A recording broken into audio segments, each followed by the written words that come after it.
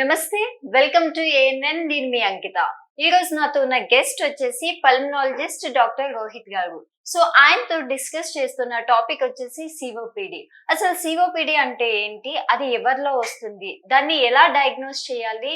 దానికి ఎలాంటి ట్రీట్మెంట్ ఉంటుంది అని మరిన్ని విషయాలు డాక్టర్ని అడిగి తెలుసుకుందాం. నమస్తే అండి. నేను నమస్తే doctor Rohit doctor. Reddy, consultant pulmonologist TX hospital, Banjara Hills, road number 12.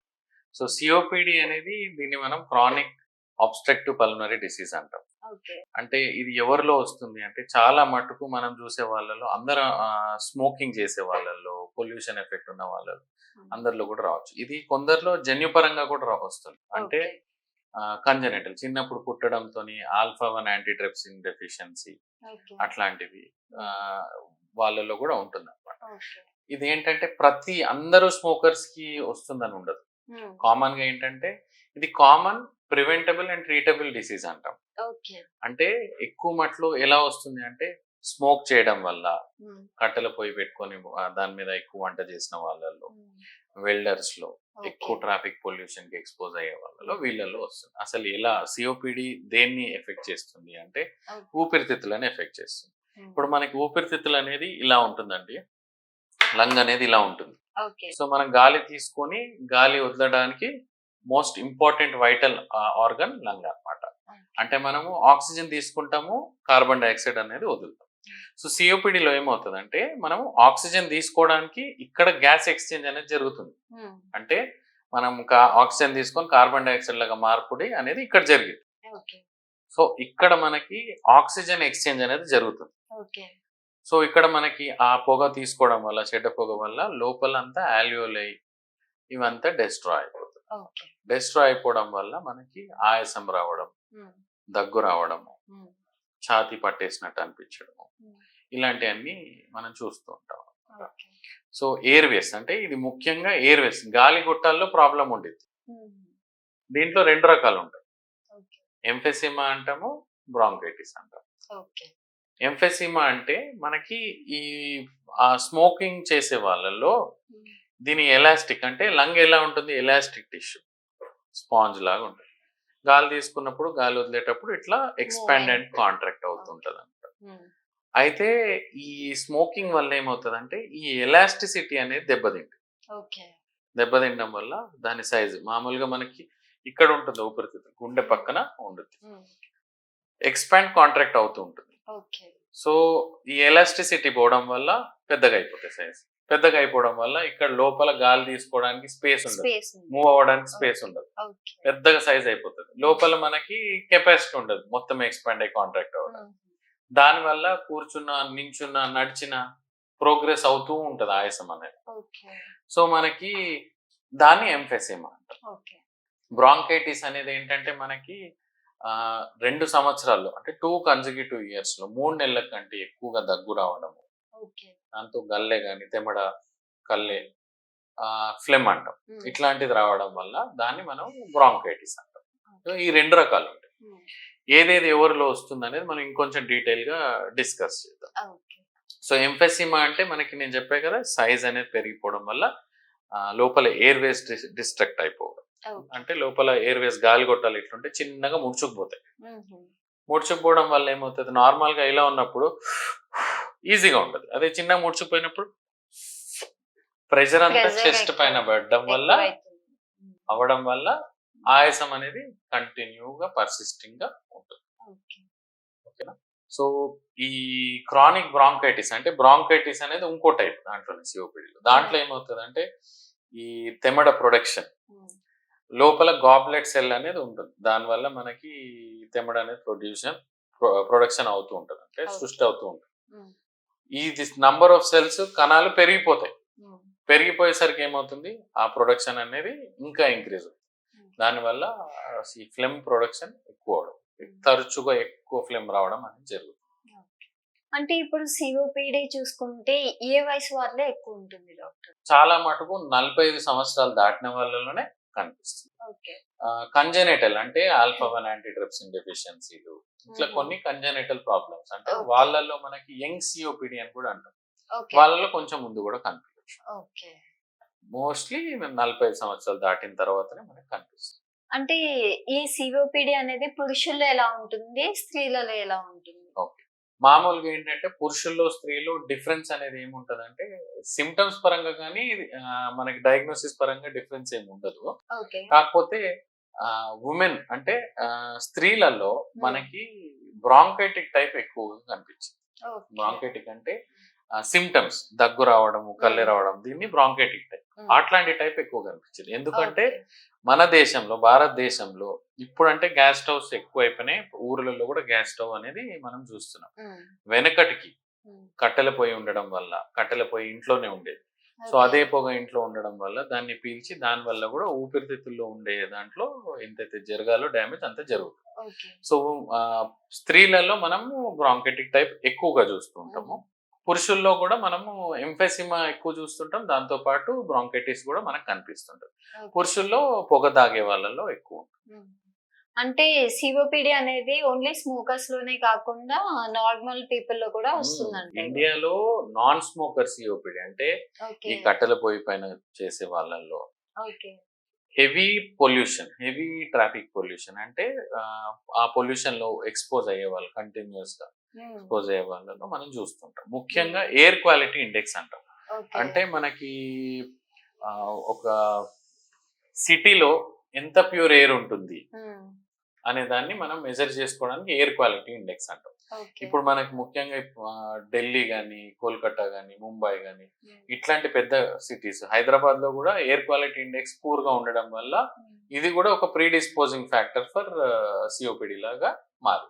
Okay. అంటే సిఓపిడి అనేది ఇప్పుడు ఓన్లీ స్మోకింగ్ వల్లనే కాదు, పొల్యూషన్ వలన కూడా ఎక్కువగా ఎక్కువ ఉంటుంది. అవుతుంది. పొల్యూషన్ వల్ల గూడా ఎక్కువవుతుంది. ఆ కట్టెల పొయ్యి దాని వల్ల గూడా ఎక్కువవుతుంది. ఓకే. అంటే డాక్టర్ ఇప్పుడు 45 ఇయర్స్ అబోవ్ వాళ్ళలో ఎక్కువ ఉంటుందని చెప్తున్నారు కదా! సో, ఇప్పుడు పొల్యూషన్ వైస్ చూసుకుంటే మేబీ అది టీనేజ్ వాళ్ళ నుంచి కూడా స్టార్ట్ అయ్యే అవకాశం ఉంటుందా? టీనేజ్ వాళ్ళు. అంటే టీనేజ్‌లో సిఓపిడి ఏం రాదు. ఓకే. టీనేజ్‌లో వయసు అంటే చిన్న వయసు ఉన్నప్పటి నుంచి హ్మ్. లంగ్స్ మెచ్యూర్ అయ్యే వయసు ఉంటుందది. ఓకే. అంటే చిన్న పిల్లల్లో గాని, మెచ్యూర్ అయ్యే వయసులో కూడా వాళ్ళు ఎక్కువ పొల్యూషన్‌కి ఎక్స్‌పోజ్ అయినప్పుడు ఓకే. ఫ్యూచర్‌లో వాళ్ళకి సీఓపీడీ వచ్చే రిస్క్ అనేది ఓకే. ఎక్కువ ఉంటుంది. ఓకే. సో, డాక్టర్ ఇప్పుడు సిఓపిడి వలన స్త్రీలలో కూడా ఎక్కువగా ఉంటుందని చెప్తున్నారు కదా! సో, దీని వలన వాళ్ళకి ఇంకేదైనా ఎఫెక్ట్ అయ్యే అవకాశం ఉంటుందా? అంటే మనకి సీఓపీడీతో పాటు ఏంటంటే ఎక్కువ రిస్క్ ఉండడం వల్ల అంటే సీఓపీడీ మనకి మనం స్త్రీల గురించి మాట్లాడుతున్నాం కాబట్టి హ్మ్. కంపేర్డ్ టు మెన్ అంటే మగవారితో కంపేర్ చేస్తే ఆడవారి ఊపిరితిత్తులు కొంచెం బలహీనంగా ఉంటాయి. హ్మ్. సో ఈ పొగ కానీ ఈ ఇండోర్ ఎయిర్ పొల్యూషన్ అంటాము, హ్మ్. వీటన్నిటి వల్ల ఏమవుతుందంటే ఎక్కువ ఎఫెక్ట్ జరగడం అనేది జరుగుతుంది. ఓకే. సో సమ్ టైమ్స్ మనకి ఈ పొగ ఎక్కువ ఎక్స్పోజర్ వల్ల హ్మ్. అంటే జెనెటిక్ ప్రీడిస్పోజిషన్ అంటాం. ఓకే.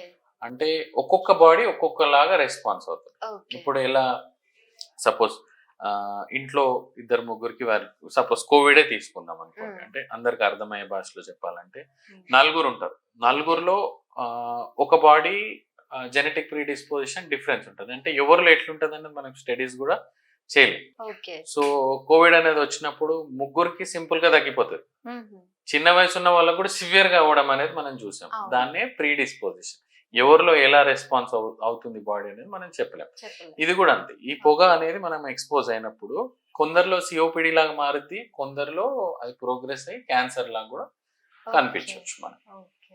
సిఓపిడితో పాటు క్యాన్సర్ అనేది కూడా మనకు క్యాన్సర్ కూడా కనిపించవచ్చు. లంగ్ వస్తుంది. క్యాన్సర్.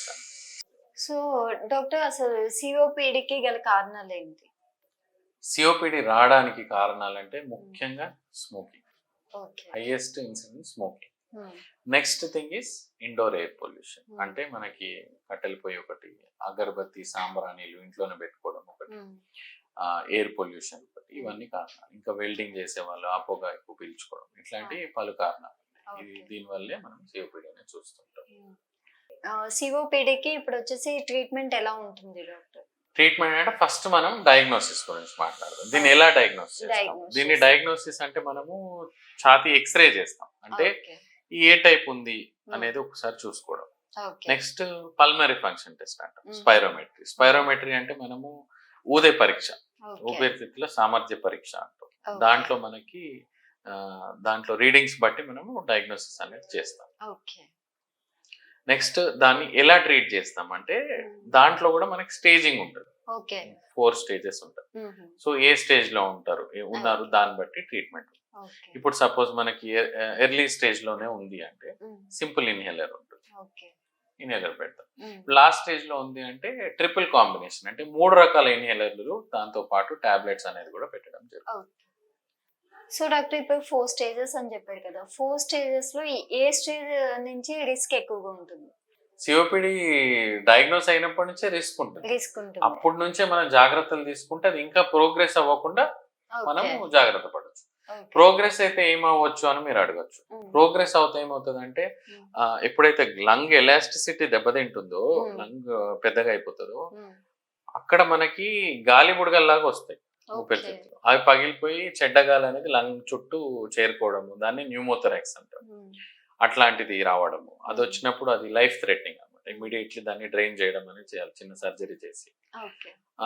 ఇంకా తర్వాత గుండె మీద కూడా భారం పడింది. గుండె మీద ఎలా అంటే ఊపిరితిత్తులకి గుండెకి సరఫరా చేసే రక్తనాళాల్లో వాపు రావడం. ఎందుకంటే సిఓపిడిలో ఏమవుతుంది, ఆక్సిజన్ లెవెల్ అనేది తగ్గిపోతుంది. మనం ఆక్సిజన్ సెంటర్ లోనే ప్రాబ్లం వచ్చినప్పుడు ఆక్సిజన్ లోపలికి వెళ్ళడము, ట్రాన్స్ఫర్ అవ్వడం అనేది జరగదు. దానివల్ల ఏమవుతుంది, ఆక్సిజన్ లోపలికి వెళ్ళదు, కార్బన్ డైఆక్సైడ్ మొత్తం కూడా బయటకు రాదు, లోపల ఉండిపోతుంది. దాన్నే రెస్పిరేటరీ ఫెయిల్యూర్ అంటారు. ఇలాంటివి మనకు కనిపిస్తాయి. రెస్పిరేటరీ ఫెయిల్యూర్ అంటే ఇంటి దగ్గరనే ఆక్సిజన్ పెట్టుకోవడం, కంటిన్యూస్ రోజంతా ఆక్సిజన్ పెట్టుకోవడం అనేది కూడా మనం చూస్తుంటాం ప్రోగ్రెస్డ్ స్టేజెస్ లో. నెక్స్ట్ ఇంకా వేరే వేరే కాంప్లికేషన్స్ ఉంటాయి. అంటే కొందరు డిప్రెషన్ లోకి వెళ్ళడము, యాంగ్జైటీకి వెళ్ళడము. ఎందుకంటే ఏం చేసినా నార్మల్ రొటీన్ లైఫ్ అనేది రిటర్న్ రాదు. సో అది మనము ఎప్పుడైతే రియలైజ్ అవుతామో, ఎప్పుడైతే డయాగ్నోజ్ అవుతుందో అప్పటి నుంచే జాగ్రత్తలు తీసుకొని పల్మనరీ రీహాబిలిటేషన్ ఇట్లాంటివన్నీ చేస్తూ ఉంటే మనకి చాలా ప్రోగ్రెషన్ అనే దాన్ని ఆపేయగలుగుతాం. అయితే డాక్టర్, సిఓపిడి అనే పేషెంట్స్ ఉంటారు కదా, సో వాళ్ళ లైఫ్ స్టైల్ ని ఎలా చేంజ్ చేసుకోవాలంటారు వన్స్ డయాగ్నోస్ అయిన తర్వాత? డయాగ్నోస్ అయిన తర్వాత ఫస్ట్ ఆఫ్ ఆల్ మళ్ళీ దేని వల్ల అయితే వాళ్ళకి సిఓపిడి వచ్చిందో దానికి దూరంగా ఉండాలి. అంటే పొగ తాగడానికి కంప్లీట్ గా దూరం ఉండాలి. నెక్స్ట్ ఎక్సర్సైజెస్, లంగ్ ఎక్సర్సైజ్ చేయడము, టీకాలు తీసుకోవడం. ఎందుకంటే సిఓపిడి వచ్చిన వాళ్ళలో రికరెంట్ గా ఇన్ఫెక్షన్స్ వస్తూ ఉంటాయి, వైరల్ ఇన్ఫెక్షన్. సీజన్ మారగానే వాళ్ళకి ఇన్ఫెక్షన్ వస్తుంది. ఇంట్లో చిన్న పిల్లలు ఎవరికైనా జలుబు వచ్చినా కానీ వాళ్ళకి ప్రాబ్లం, ఇమీడియట్లీ వాళ్ళకి ఎఫెక్ట్. ఎందుకంటే లంగ్ ఇన్నేట్ ఇమ్యూనిటీ అంటే గాల్లో నుంచి వచ్చే ఇన్ఫెక్షన్స్ ని పోరాడే శక్తి ఆ ఊపిరితిత్తులకు ఉండదు, తగ్గిపోతుంది. తగ్గడం వల్ల సింపుల్ ఇన్ఫెక్షన్స్ కూడా లైఫ్ థ్రెటనింగ్ ఇన్ఫెక్షన్స్ లాగా మారే అవకాశం ఉంటుంది. అందుకోసమే టీకాలు తీసుకోవడం, సరైన ఫుడ్ తీసుకోవడం, అంటే మంచి ప్రోటీన్ ఉన్న ఫుడ్ తినడము, fresh leafy vegetables, fresh fruits, good anti oxidant foods తినడం వల్ల మనకి ఇంకా ఊపిరితిత్తుల సామర్థ్యం కూడా పెరుగుతుంది. ఎందుకంటే ఇప్పుడు చూడండి, సిఓపిడిలో గాలి తీసుకొని వదలడం వల్ల ఏదైతే భోజనం తీసుకుంటారో మొత్తం ఊపిరితిత్తుల కండరాలే వాడేస్తుంది ఎనర్జీ. దానివల్ల వెయిట్ లాస్ అనేది చూస్తాము, వెయిట్ గెయిన్ అనేది వాళ్ళలో కనిపించదు. అందుకే ప్రాపర్ ప్రోటీన్ డైట్ ఇవన్నీ కూడా తీసుకుంటుంటే ఫ్యూచర్ కాంప్లికేట్ అవ్వకుండా ఉంటుంది. ఓకే. నెక్స్ట్ టీకాలు తీసుకోవడం, పల్మనరీ రీహాబిలిటేషన్ అంటాం, లంగ్ ఎక్సర్సైజ్ చేయడం, ఇవన్నిటితో మనము కొంచెం బెటర్ చేయొచ్చు. ఓకే. అయితే ఇప్పుడు సిఓపిడి వలన ఇప్పుడు లంగ్స్ కి ఎక్కువ ఎఫెక్ట్ అవుతుంది. సో ఇప్పుడు లంగ్ కూడా మనం ఏమంటారు చేంజ్ చేస్తూ ఉంటారు కదా డాక్టర్, సో అది ఏ స్టేజ్ వాళ్ళకి చేంజ్ చేస్తూ ఉంటారు, అది ఎంత వరకు వర్కౌట్ అవుతుంది అంటారు? లంగ్ ట్రాన్స్ప్లాంటేషన్ గురించి అంటే before going to lung transplant ఇంకా చాలా ప్రొసీజర్స్ కూడా ఉన్నాయి. అంటే లంగ్ వాల్యూమ్ రిడక్షన్ సర్జరీస్ ఇలాంటివి అన్ని ఉన్నాయి. First of all lung transplantation అంటే మనకి అది కంప్లీట్ గా ప్రోగ్రెస్ అయినా single lung transplantation, double lung transplantation, lung and heart transplantation కూడా ఉంటుంది. ఇదంతా సిఓపిడిలో ఇంక్లూడ్ అవుతుంది. సిఓపిడిలో చాలా రకాల లంగ్ ప్రాబ్లమ్స్ లో అవసరం పడినప్పుడు క్రైటీరియా ఫుల్ఫిల్ చేసినప్పుడు మనము సర్జికల్ గా ఆప్షన్ అనేది మనము చూస్తాం అన్నమాట. సిఓపిడిలో ఏంటంటే మనం బోత్ హార్ట్ అండ్ లంగ్స్ కొందరు అంటే అడ్వాన్స్డ్ డిసీజ్ ఉన్న వాళ్ళలో మనం ప్రయత్నం చేస్తాం. అది కూడా ఏజ్ క్రైటీరియా ఉండిద్ది. ఇప్పుడు 75-80 వచ్చినాక మనం ఏం చేయలేము. సో బిలో 60-65 ఉంటేనే మనము అట్లాంటి ఆప్షన్స్ కూడా ఎక్స్ప్లోర్ చేయొచ్చు. సో మనం అంతా చేయడం కంటే ఫస్ట్ ఎడ్యుకేషన్, నన్ను అడిగితే అందరిలో సిఓపిడి వస్తుంది అనేది మనము అవగాహన తీసుకొస్తే వాళ్ళు ముందు నుంచే జాగ్రత్తలు తీసుకొని దాన్ని అవాయిడ్ చేస్తారు. అంటే అంత స్టేజ్కి వెళ్ళకుండా అవాయిడ్ చేస్తారు. ఇప్పుడు మూవీస్లో కానీ బయట సొసైటీలో కానీ వీళ్ళని చూస్తూ చిన్న పిల్లలు, పెరిగే పిల్లలు, టీనేజ్ పిల్లలు, స్కూల్ గోయింగ్ కిడ్స్ కూడా చాలా ఫ్యాసినేట్ అవుతున్నారు. అంటే స్మోకింగ్ చేయాలి, చేస్తే అది స్టేటస్ సింబల్, స్టైల్ సింబల్ అని అలా కూడా ఆలోచించి అలా కూడా స్మోక్ చేయడం, తొందరగా ఎర్లీగా స్మోకింగ్ స్టార్ట్ చేయడము, ఎర్లీగా డిసీజెస్ రావడం అనేది కూడా మనము చూస్తున్నాం recently. So first of all మనం జనాలకు ఎడ్యుకేట్ చేయడం, అంటే అందరికి స్మోకింగ్ ఎంత డ్యామేజ్ చేస్తుంది అనేది. అది మూవీస్ కి ముందు కూడా చూపిస్తుంటారు కదా యాడ్ లో. సో అట్లా అన్నమాట. డాక్టర్ ఇప్పుడు చూసుకున్నట్లయితే ఇండియాలో చాలా మంది ఎక్కువ స్మోక్ చేస్తూనే ఉంటారు. సో దట్ ఈ స్మోకింగ్ వలన ఎంత వరకు, అంటే ప్రతి ఒక్క యంగ్ జనరేషన్ వాళ్ళు కూడా స్మోక్ ఎక్కువ చేస్తున్నారు కాబట్టి ఇదివరకటి కంటే ఇప్పుడు పేషెంట్స్ ఎలా ఉన్నారు అండ్ ప్రతి ఒక్కరిలో అవేర్నెస్ ఎలా ఉంది సిఓపిడి గురించి? అవేర్నెస్ పాయింట్ ఆఫ్ వ్యూలో చూసుకుంటే అవేర్నెస్ అనేది కొంచెం తక్కువగానే ఉంది. బికాస్ ఎప్పుడో ఫ్యూచర్ లో వస్తారు కదా, ఇప్పుడే నేను ఎందుకు జాగ్రత్త తీసుకోవాలనేది ఒక మెంటాలిటీ అనేది మన దేశంలో మన వాళ్ళకి చాలా మటుకు ఉంది.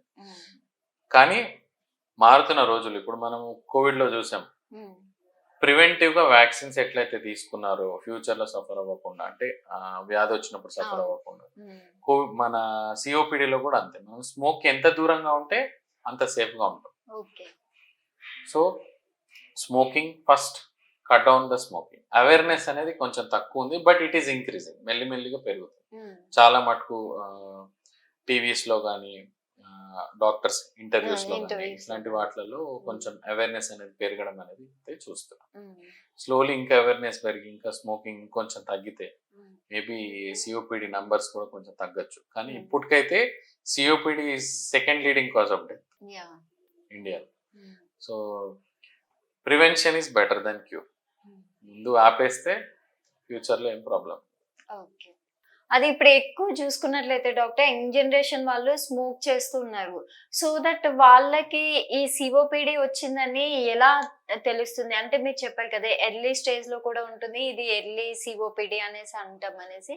సో యంగ్ జనరేషన్ లో ఎలాంటి సిమ్టమ్స్ ఉంటాయి? అంటే ఇప్పుడు యంగ్ జనరేషన్స్ లో ఇప్పుడు మనం చూస్తే ఆల్రెడీ ఆస్తమా ఉన్న వాళ్ళు, ఆల్రెడీ ఎలర్జీస్ ఉన్న వాళ్ళలో స్మోకింగ్ క్రానిక్ గా చేయడం వల్ల దాన్ని ఆస్తమా సిఓపిడి ఓవర్లాప్ సిండ్రోమ్ అంటాం అన్నమాట. అంటే ఆల్రెడీ ఆస్తమా ఉన్న వాళ్ళు స్మోక్ చేయడం వల్ల రెండు కలిసి ఇబ్బంది అనేది పెట్టడం జరుగుతుంది. వాళ్ళలో మనం డయాగ్నోసిస్ ఫస్ట్ నేను చెప్పా, రోగ నిర్ధారణ అనేది చాలా ఇంపార్టెంట్. నిర్ధారణ చేసిన తర్వాత దాని రకంగా అక్కడున్న తన నీడ్ బట్టి మెడికేషన్ అనేది ఉంటుంది. సింపుల్ మెడికేషన్ ఉంటుంది, ఇన్హేలర్, పంప్ లాంటివి. అది తీసుకున్నప్పుడు మనకి సిఓపిడిలో ఎక్కడ ఎఫెక్ట్ అవుతుంది? గాలి గొట్టాలి, అంటే ఎయిర్ వేస్ లో ప్రాబ్లం. ఎయిర్ వేస్ కి మందు ఇస్తే మనకి ప్రాబ్లం అనేదాన్ని మనం సాల్వ్ చేసుకోగలుగుతాం. నౌ డేస్ చూస్తుంటే డాక్టర్, కొంతమంది చాలా మందికి కూడా లంగ్స్ ప్రాబ్లం ఉందని తెలుస్తుంది. డయాగ్నోస్ చేసుకున్న తర్వాత కూడా దీంట్లో ఏమైనా లెవెల్స్ ఉంటాయా డాక్టర్? సో ఈ లెవెల్లో ఉంది, ఈ స్టేజ్ లో ఉంది అని. అంటే మనము FEV1 అంటాం అన్నమాట. అంటే ఊపిరితిత్తుల సామర్థ్య పరీక్షలు ఉంటుంది. దాంట్లో ఉన్న సివియారిటీ బట్టి ఇప్పుడు 30% కంటే తక్కువ ఉంటే దాన్ని మనము గ్రేడ్ 4 అంటాం. ఓకే, 30 to 50 ఉంటే గ్రేడ్ 3 అంటాం. 50 to 70 ఉంటే మనము గ్రేడ్ 2 అంటాం. లెస్ దెన్ 70 ఉంటే మనం ఫస్ట్ గ్రేడ్ అంటాం. గ్రేడింగ్ అనేది ఉంటుంది. అంటే నార్మల్ గా చూసుకున్నట్లయితే ఓకే, ఇప్పుడు లివర్ ప్రాబ్లం ఉన్న ప్రతి ఒక్కరు కూడా చెక్ చేసుకుంటూ ఉంటారు. సో దట్ ఇప్పుడు నార్మల్ కండిషన్ లోనే ఉంది కదా అనుకుని మళ్ళీ అగైన్ స్మోకింగ్ స్టార్ట్ చేస్తున్నారు. సో అలాంటి వాళ్ళకి ఎంతవరకు రిస్క్ ఫ్యాక్టర్ ఉంటుంది? డెఫినెట్లీ రిస్క్ అనేది ఉంటుంది. ఎందుకంటే యాన్యువల్ చెకప్ చేయించుకుంటున్నాను, నేను స్మోక్ చేస్తాను, చాలా మందికి ఉంటుంది. సంవత్సరానికి కంటిన్యూస్ గా రోజుకి 20 సిగరెట్ తాగుతారు. తాగేసి యాన్యువల్ చెకప్ చేయించుకుని ఇప్పుడు ఏం ఎఫెక్ట్ కాలేదు కదా, ఇంకేం కాదు. మీకు అప్పుడు ఎఫెక్ట్ అవ్వకపోవచ్చు, కానీ ఫ్యూచర్ లో ఎఫెక్ట్ అవుతుంది. సో ఇట్లాంటివి మనకి సిఓపిడిలు అనేది ఎర్లీగా అయితే మనం పిక్ చేయలేము. ఓన్లీ హ్యాబిట్ బట్టే ఉండేది. ద నంబర్ ఆఫ్ ఇయర్స్ ఎక్కువ స్మోక్ చేసినప్పుడు స్మోకింగ్ ఇండెక్స్ ఇవన్నీ ఉంటాయి, ప్యాక్ ఇయర్స్ అనేవి కొన్ని క్యాల్కులేషన్స్ ఉంటున్నాయి. సో దాన్ని బట్టి కూడా మనము అసెస్ చేయగలుగుతాం. బట్ మనకి ఎక్స్రేలో వీటిలలో మనకి అంతర్లీగా తెలియకపోవచ్చు. 2 years స్మోక్ చేసి సిఓపిడి వచ్చింది అంటే కొందరిలో వస్తుంది, కొందరిలో రాదు. అది we okay. Cannot say that. కానీ దీంట్లో ఎప్పుడన్నా సిఓపిడిలో it is always prevention is better than cure. Okay. అయితే డాక్టర్ ఇప్పుడు చూస్తున్నట్లయితే ఎక్కువ ఏ ఏజ్ గ్రూప్ వాళ్ళు మీ దగ్గరికి సిఓపిడితో బాధపడుతున్న వాళ్ళు పేషెంట్స్ ఉంటారు? Definitely elderly age group okay. 45-50 years above వాళ్ళే ఉంటారు సిఓపిడిలో. ఓకే. అంటే ఇప్పుడు సిఓపిడి క్యూర్ అవుతుందంటారా ట్రీట్మెంట్ ద్వారా? COPD is controllable. It is okay. Not curable, it is controllable. Okay. Medicines just వాడుకుంటే కంట్రోల్ ఉండదు. Good control is equal to cured, almost cured. అంటే proper గా medication వాడుతూ, ప్రాపర్ గా వ్యాక్సిన్ తీసుకొని, ప్రాపర్ లైఫ్ స్టైల్ మెయింటైన్ చేస్తూ, మళ్ళీ పొగ తాగకుండా ఉంటే it is as good as cured. అంటే మంచి కంట్రోల్లో ఉంటే ఏం ప్రాబ్లం ఉండదు, అన్ని పనులు చేసుకోవచ్చు, ఏమి ఇబ్బంది ఉండదు. సో వీళ్ళకి డైట్ ప్లాన్ అనేది ఏదైనా చేంజ్ చేస్తారా డాక్టర్? డైట్ ప్లాన్ అంటే సిఓపిడిలో generally protein rich diet, good antioxidant food, fresh leafy vegetable, fresh fruits, వీటితో ఏమవుతుందంటే లంగ్ ఇమ్యూనిటీ ఇంప్రూవ్ అవుతుంది. ఓకే. 2 ప్రోటీన్ తో మజిల్ బిల్డప్ అవుతుంది. నేను చెప్పాను కదా ఆల్రెడీ, ఊపిరి తీసుకొని వదలడం రెస్పిరేటరీ మజిల్, అంటే ఊపిరితిత్తులు కండరాయి మొత్తం తిన్న ఫుడ్ అంతా ఎనర్జీ అక్కడే యూటిలైజ్ అవుతుంది. సో బాడీ వెయిట్ అనేది గెయిన్ అవ్వదు. అండ్ ఫ్లెమ్ ప్రొడక్షన్ కూడా ఎక్కువ అవుతుంది. ఫ్లెమ్ లో కూడా మనకు ప్రోటీనే ఉంటుంది. ఈ ప్రొడక్షన్ ఎక్కువ అవడం, ప్రోటీన్ లాస్ అవ్వడం, అంటే బాడీకి ఇమ్యూనిటీ కూడా తగ్గుతుంది ప్రోటీన్ తగ్గిన. అందుకే ప్రోటీన్ రిచ్ డైట్ మేము అడ్వైస్ చేస్తాం. Fresh nuts, fresh fruits, fresh vegetables, nuts, ఇట్లాంటివన్నీ తీసుకుంటే బెటర్. హై ప్రోటీన్ ఎక్కువ యూజ్ చేయాలంటారు. ఓకే. సో డాక్టర్ మీరు చెప్పినట్లే స్మోకింగ్ ఒకటే కాదు, పొల్యూషన్ వలన కూడా అసలు సిఓపిడికి రిస్క్ ఉంటుంది అంటున్నారు కదా. సో స్మోకింగ్ కి ఎంత వరకు రిస్క్ ఉంటుంది, and compare to smoking pollution తో ఎంత వరకు రిస్క్ ఉంటుంది? మనము అట్లా రెండు కంపేర్ చేయలేము. ఫస్ట్ ఆఫ్ ఆల్ ఈ పొల్యూషన్ అనేది క్యూములేటివ్ ఎక్స్పోజర్, అంటే తరచుగా రోజు రోడ్డు పైనే ఉండడం, ఎక్కువ ట్రాఫిక్ లోనే ఉండడం, మార్నింగ్ టు ఈవినింగ్ ఎక్కువ టైము ట్రాఫిక్ లోనే ఉండడం, ఫ్రెష్ ఎయిర్ లేకుండా మొత్తం పొల్యూషన్ ఎయిర్ తీసుకోవడం వల్ల రిస్క్ అనేది ఇంక్రీజ్ అవుతుంది. But we cannot compare that to smoking. Smoking చేసే వాళ్ళు ఎక్కువ పొల్యూషన్ లో ఉన్న వాళ్ళలో ఇంకా ఎక్కువ రిస్క్ ఉండేది. సో రెండు కలిపి ఓవర్లాప్ అయినప్పుడు రిస్క్ అనేది డబల్ అవుతుంది. డాక్టర్ ఇప్పుడు చూసుకున్నట్లయితే సిఓపిడి అనేది చాలా వరకు ఎవరికి అవేర్నెస్ లేదు, అంటే కొంతమంది వరకే, ఎందుకంటే అది రిస్క్ ఫ్యాక్టర్ అయిన తర్వాత సిమ్టమ్స్ వలన వాళ్ళు హాస్పిటల్కి అయితే వెళ్తున్నారు, అందరికైతే అవేర్నెస్ లేదు. సో సిఓపిడి అంటే ఏంటి, జస్ట్ షార్ట్ అండ్ స్వీట్ గా మన ఆడియన్స్ కి ఎక్స్ప్లెయిన్ చేయగలరా? నేను 5 శబ్దాల్లో చెప్తానమ్మా. సింపుల్ గా చెప్పాలంటే సిఓపిడి అంటే కామన్ ప్రివెంటబుల్ ప్రాబ్లం. ఇది ప్రివెంటబుల్ అంటే మనం స్మోకింగ్ ఆపేస్తే తగ్గిపోతుంది, స్మోకింగ్ ఎక్స్పోజర్స్ ఆపేస్తే తగ్గిపోతుంది, తక్కువ చేస్తాం. సో ఫస్ట్ ఎట్లా ఎక్స్పోజర్ ఆపుతాం? ఫస్ట్ సెల్ఫ్ గా ఫిక్స్ అవ్వాలి. అంటే నేను స్మోక్ చేయను, వెనెవర్ ఐఎమ్, అంటే నేను ఎక్కువ పొల్యూషన్ లో ఉన్నప్పుడు మాస్క్ వేసుకోవడం, దట్ విల్ ఆల్సో హెల్ప్. చిన్న చిన్న ధూళి రేణువుల్ని దూరం పెట్టేస్తాం. Next thing, proper exercising, proper physical exercise చేయడం. నెక్స్ట్ ప్రాపర్ ఫుడ్ ఇంటేక్, అంటే మంచి ఫుడ్ తీసుకోవడం. మీరు ఏం తింటారో మీ బాడీ అది, మనం ఏం తింటాం మన బాడీ అది. ఓకే. ప్రాపర్ ఫుడ్ అంటే ప్రోటీన్ రిచ్ డైట్, మంచి ఫ్రెష్ ఫ్రూట్స్, ఫ్రెష్ వెజిటేబుల్స్, ఇలాంటివి తినడం. దీంతో మనకి లంగ్ ఇమ్యూనిటీనే కాదు, ఓవరాల్ ఇమ్యూనిటీ కూడా బెటర్ ఉంటుంది. Vitamin B and vitamin D levels proper గా చూసుకోవడం. వ్యాక్సినేషన్ అంటే మనకి అడల్ట్ వ్యాక్సినేషన్స్ అని ఉంటాయి, అంటే pneumococcal vaccines, flu vaccinations, annual vaccinations ఉంటాయి. ఇట్లాంటివి తీసుకున్నప్పుడు మనము రికరెంట్ ఇన్ఫెక్షన్స్ నుంచి దూరం ఉండడం వల్ల సిఓపిడి అనే దాన్ని కూడా మనం కంట్రోల్ చేసుకోవచ్చు. So always prevention is better than cure.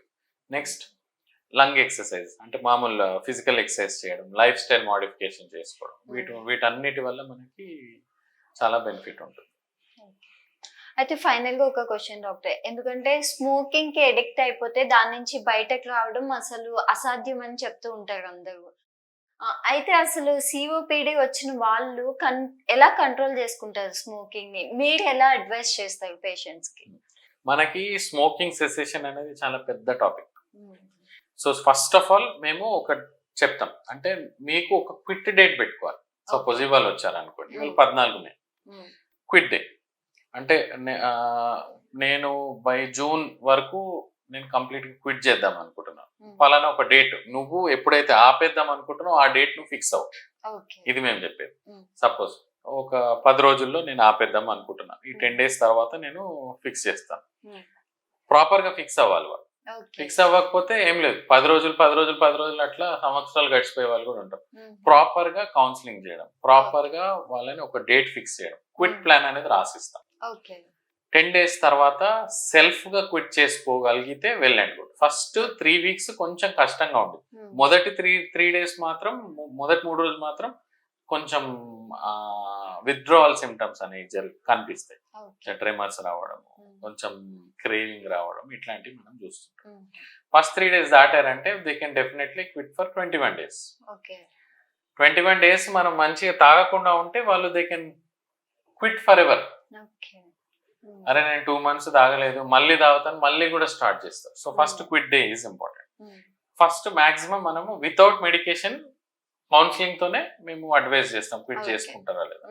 ఒకవేళ వాళ్ళు అలా క్విట్ చేసుకోలేకపోతే మటుకు దెన్ థెరపీ అనేది ఉంటుంది. First we start with nicotine gums. Nicotine gums కానీ, నికోటిన్ లోజెన్సెస్ కానీ, నికోటిన్ ప్యాచెస్ కానీ, ఇట్లా డిఫరెంట్ ఉంటుంది.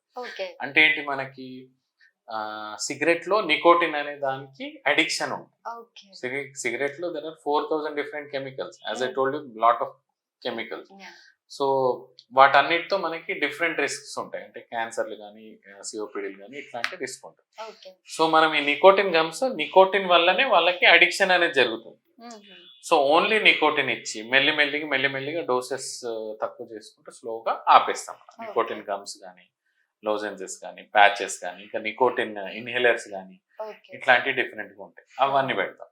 అవన్నీ పెట్టినాక కూడా వాళ్ళు క్విట్ చేసుకోలేదు అనుకోండి, బిహేవియర్ థెరపీ అంటాం, సైకోథెరపీ అంటాం. అంటే మెడికేషన్స్ ఇస్తాం కొన్ని, అంటే యాంటీ సైకోటిక్ మెడికేషన్స్, వెరనిక్లిన్, బ్యూప్రోపియన్ అనే కొన్ని మెడికేషన్స్ ఉంటాయి.